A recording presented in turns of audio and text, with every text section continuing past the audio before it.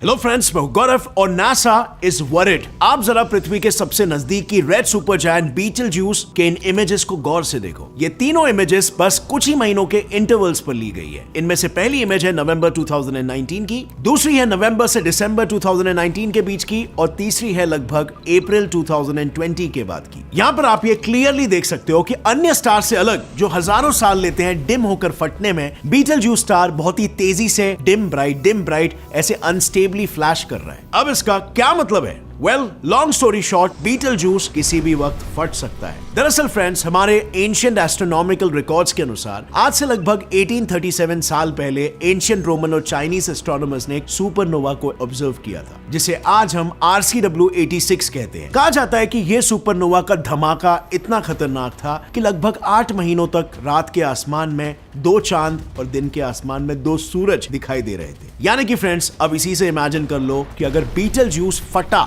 तो नजारा इससे भी बुरा होने वाला है। कुछ का तो यह दावा है कि उस वक्त आसमान में 2 सूरज की जगह पर 10 सूरज जितनी रोशनी चमकने वाली है और रात को इतना उजाला होगा कि चांद तो नजर ही नहीं आएगा। Sounds terrifying, right? लेकिन फ्रेंड्स, आई फील आप अभी भी ना सुपरनोवा एक्सप्लोजन की ग्रेविटी को नहीं समझे हो। वेल, डिड यू नो, आज से करीबन 359 मिलियन साल पहले डेवोनियन कार्बोनिफेरस पीरियड के वक्त उस सदी का सबसे बड़ा mass extinction, the end Devonian extinction, भी पृथ्वी के पास हुए एक सुपरनोवा एक्सप्लोजन की वजह से ही हुआ था। और इसीलिए बीटलज्यूस सितारा हम पृथ्वी वासियों के लिए एक बड़ा खतरा हो सकता है। वेल, हाल ही में साइंटिस्टों ने यह रिवील किया है कि जब भी कोई स्टार अपने जिंदगी की आखिरी सांसें गिन रहा होता है, तब वो किसी इनडाइजेशन से जूझते बूढ़े इंसान की तरह स्पेस में एनर्जी और मैटर दोनों इजेक्ट करने लगता है, जिसे साइंटिफिक भाषा में हम सरफेस मास एमिशंस या सिंपली SME कहते हैं। अब बस जरा गेस करो बीटलज्यूस कितना SME इजेक्ट कर रहा होगा। Well, you will be shocked to know करीब 8 ट्रिलियन माउंट एवरेस्ट जितना मास वो बाहर फेंक रहा है, जिसमें से कुछ मास फिर एनर्जी के रूप में हम तक कभी डिम तो कभी ब्राइट लाइट के फ्लैशेस के रूप में आ रही है। यानी कि ये जो बीटलज्यूस है ना, वो हमें कभी यू डिम तो कभी यू ब्राइट दिख रहा है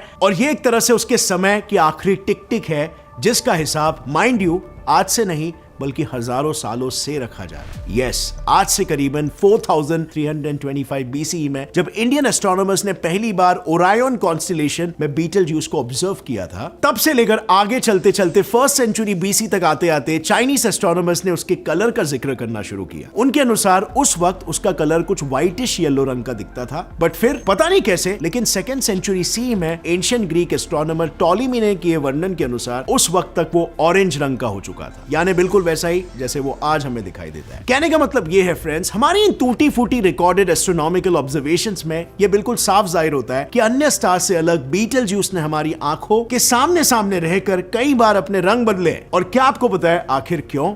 वेल, इसके पीछे का मेन रीजन है ब्लैक होल्स। अब उसके बारे में बात करने से पहले देखो, ये रेड सुपर जायंट स्टार बीटलज्यूस कब फटेगा ये तो प्रेडिक्ट करना साइंटिस्टों का काम है। पर अब फ्रेंड्स, क्या आपको पता है आसान से सवालों का जवाब प्रेडिक्ट करके आप पैसे भी अर्न कर सकते हो प्रोबो ऐप के थ्रू। अब अपने इन्फॉर्म नॉलेज और ओपिनियंस को प्रोबो ऐप पर यूज करो और सही होने पर आपको मिलेगा रिवॉर्ड। वेल, ये काफी सिंपल ऐप है, आपको बस ओपिनियन देना होता है। जैसे कि ये क्वेश्चन है फॉर एग्जांपल, क्या इंडिया न्यूजीलैंड के अगेंस्ट 2nd ODI मैच जीत पाएगा? इसका जवाब आपको बस हाँ या ना में देना है और सही जवाब आने पर आप प्रॉफिट अर्न कर सकते हो। प्रोबो एक ट्रस्टेड ऐप है जिसमें पैसे ऐड करना और अपने जीते हुए पैसे को विड्रॉ करना बिल्कुल आसान है विया Google play, Paytm card etcetera. Probo को 1 करोड़ से भी ज्यादा लोग यूज करते हैं और रोज अपने ओपिनियंस का सही इस्तेमाल करके पैसे कमा रहे हैं। विच आपका इंटरेस्ट कुछ भी हो, जैसे क्रिकेट, फाइनेंस, यूट्यूब, यहां तक कि मूवीज भी यहां पर हर तरीके के सवाल पूछे जाते हैं। तो गाइस, अभी जाओ, डिस्क्रिप्शन में दिया गया है लिंक, प्रोबो ऐप डाउनलोड करो and start expressing your knowledge and opinions. And now let's jump back to the topic. So जैसे कि मैं आपको बता रहा था, इस डिमिंग के पीछे का मेन रीजन ब्लैक होल्स है। सो ब्लैक होल के अलावा एक रीजन तो हमने पहले ही इस वीडियो में दे दिया है, वो भी बीटलज्यूस से ही रिलेटेड था, कि कैसे एक स्टार अपनी आखिरी समय में न्यूक्लियर फ्यूजन वर्सेस ग्रेविटी के बीच पर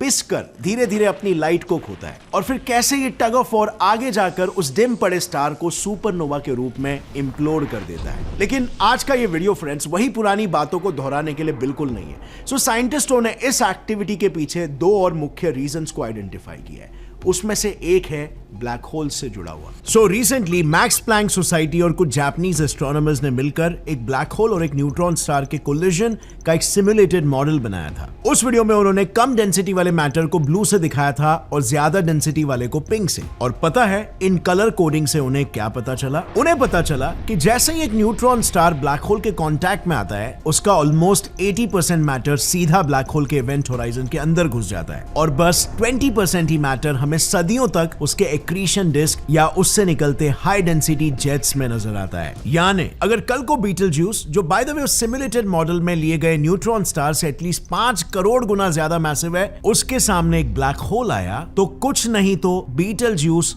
थोड़ा बहुत डिम तो हो ही जाएगा। आहा, ये मेरा नहीं, रॉयल एस्ट्रोनॉमिकल सोसाइटी के कुछ एस्ट्रोनॉमर्स का मानना था, जिन्होंने बीटलज्यूस के 2019 की डिमिंग पर अपनी टिप्पणी दी थी। एक्चुअली इससे पहले तो वो ये मानते थे कि अगर एक ऑब्जेक्ट जो बीटलज्यूस से थोड़ा भी मैसिव हो और उसमें इतनी कैपेसिटी हो कि वो उसका फ्यूल निचोड़ ले, तब भी वो डिम हो सकता है। पर प्रॉब्लम ये है कि इतना बड़ा ऑब्जेक्ट बीटलज्यूस के आसपास कहीं नजर नहीं आ रहा था। अब इसका क्या मतलब बनता है? जी हाँ, एक ऐसा ब्लैक होल हो सकता है जो मैसिव भी है और इनविजिबल भी। सो क्या हुआ? जमा नहीं? वेल, एक्चुअली ऐसा सोचने वाले हम अकेले नहीं हैं। कुछ साइंटिस्टों के हिसाब से इनविजिबल ब्लैक होल से ज्यादा इफेक्टिव बीटलज्यूस के डिमिंग के पीछे का असली रीजन हो सकता है ग्रेविटेशनल डार्कनिंग, जो स्टार्स की रोटेशन पर आधारित है। दरअसल जब स्टार्स की रोटेशनल स्पीड बहुत ही ज्यादा तेज होती है, तब उनका शेप एक ऑब्लेट स्पेरॉइड या यूं कहूं तो ऊपर से दबे और बीच से फैले किसी बॉल जैसा हो जाता है। इससे स्टार्स के इक्वेटर में जो गैस होती है वो उसके पोल्स के मुकाबले अपनी कोर से ज्यादा दूर हो जाती है और इस सब के चलते इक्वेटर वाली गैस पर ग्रेविटी की पकड़ कमजोर पड़ने लगती है। एंड नाउ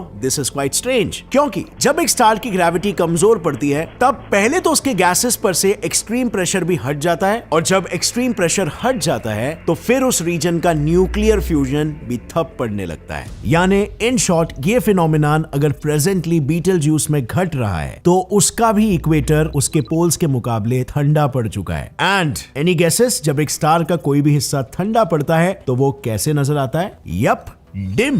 यानी कि फ्रेंड्स, साइंटिस्टों के अनुसार पॉसिबली बीटलज्यूस का इक्वेटर इसी ग्रेविटेशनल डार्कनिंग के वजह से डिम हो रहा है और किसी दिन उसका ये थप पड़ता न्यूक्लियर फ्यूजन अचानक से पूरी तरीके से बंद हो जाएगा और स्टार अपने ही कोर में कोलैप्स होकर बूम इम्प्लोड हो जाएगा। अब इसी बीच साइंटिस्टों ने बीटलज्यूस को लेकर एक बड़ा खुलासा किया। वो कह रहे हैं कि बीटलज्यूस के अनयूजुअल लाइट फ्लैशेस की वजह से उस लाइट से उसका एक्यूरेट डिस्टेंस और उसका एग्जैक्ट साइज वो अभी तक पता नहीं लगा पाए। अगर हम प्रेजेंट एस्टिमेट्स की बात करें तो बीटलज्यूस हमसे करीबन 500 लाइट ईयर्स दूर है और ऐसे में मान लो अगर वो कल भी फटता है तो उसकी एनर्जी को हम तक पहुंचने में फिर भी एटलीस्ट 500 साल लग जाएंगे और तब तक तो वो एनर्जी रेडिएशंस मोस्ट प्रोबेबली बहुत कमजोर भी पड़ चुकी होगी। अब ऐसे में अगर ज्यादा से ज्यादा कुछ हुआ भी तो पोटेंशियली साइंटिस्टों के हिसाब से बस कुछ समय के लिए हमारे जीपीएस सिस्टम्स और सैटेलाइट में थोड़ी सी दिक्कत आ सकती है। पर हां, अगर उसका डिस्टेंस हमसे करीब निकला तो हमारी शामत आ सकती है। फिलहाल फ्रेंड्स, बस इतना समझ लो कि ये जो हमें बीटलज्यूस की डिमिंग दिख रही है ना, वो इसीलिए दिख रही है क्योंकि हमारे और बीटलज्यूस के बीच एक बहुत ही बड़ा डस्ट क्लाउड है जो उसे काइंड ऑफ ढक रहा है और इसे रिसेंटली नासा ने साबित भी किया है कि वो डस्ट का मैसिव क्लाउड खुद बीटलज्यूस से ही इजेक्ट हुआ है और ये काइंड ऑफ एक सबूत की तरह भी है कि बीटलज्यूस कुछ ही सालों में फटने वाला है। अब हमारे पास आज के तारीख में जो इन्फॉर्मेशन है उसके बेसिस पर साइंटिस्टों ने एक रफ एस्टिमेट लगाया। उनके एस्टिमेट के हिसाब से आज से लगभग 1 लाख साल बाद ये इवेंट प्रोबेबली घट सकता है। खैर, अगर मजे के लिए आपको फिर भी बीटलज्यूस को देखना है तो वो मैं आपको अभी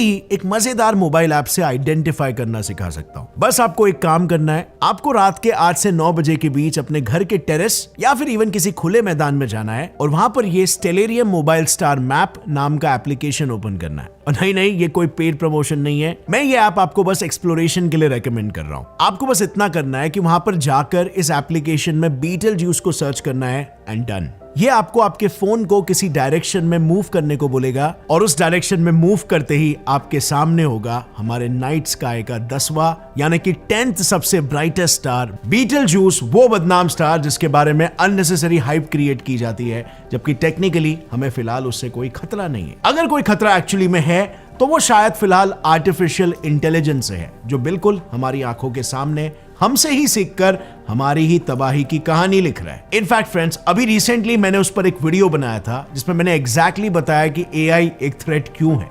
उसे आप यहां पर क्लिक करके चेकआउट कर सकते हो, काफी इंटरेस्टिंग वीडियो है। और अगर इस वीडियो से आपको कुछ भी नया सीखने मिला, एक लाइक जरूर ठोकना।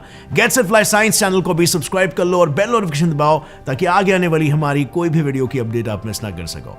सी you next time, till then as always stay curious, keep learning and keep growing. Jai Hind.